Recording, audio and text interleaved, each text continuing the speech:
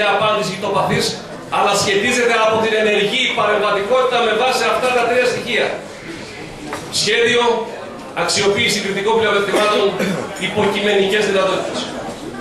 Πιστεύω ότι ο συνδυασμός, τον οποίο καλούμαστε να υποστηρίξουμε σήμερα όλοι, και για λόγους ιδεολογικούς, πολιτικούς, αλλά και για λόγους προοπτικής και για λόγους δηλαδή θετικής συγκεκριμένης απάντησης στα στοιχήματα και στις ανάγκες του Δήμου Γρεβενών, είναι ο συνδυασμός με επικεφαλής ο Τάκης Ζήση.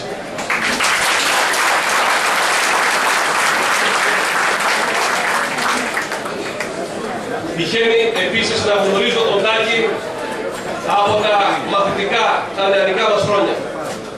Και μπορώ να πω γι' αυτό δύο λόγια παραπάνω. Ένας άνθρωπος που η έννοια του αγώνα, η έννοια της προσπάθειας είναι περασμένη στο DNA. Από μικρό παιδί και μέχρι τώρα η διαδρομή του είναι μια διαδρομή ενός αγωνιστή.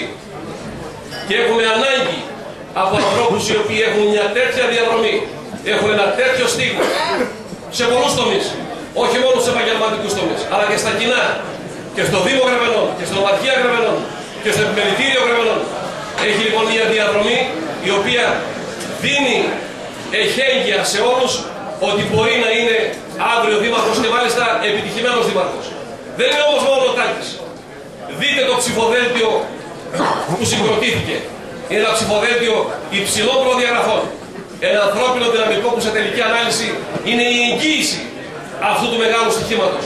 Γιατί οι άνθρωποι θα κάνουν το καλό, οι άνθρωποι θα κάνουν και το κακό, οι άνθρωποι θα απαντήσουν στην ήττα, οι άνθρωποι θα πάρουν πρωτοβουλίες, οι άνθρωποι θα βγουν μπροστά, οι άνθρωποι όταν μπορούν να ενωθούν γύρω από ένα σχέδιο και κάτω από μια εμπνευσμένη ηγεσία μπορούν να αλλάξουν τα πράγματα.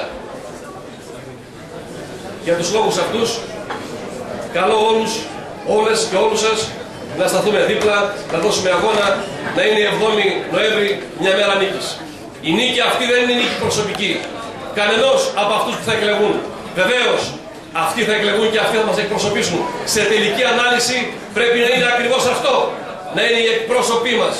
Εκπρόσωποι με όραμα, με σχέδιο και με προοπτική. Τάκη, καλή επιτυχία.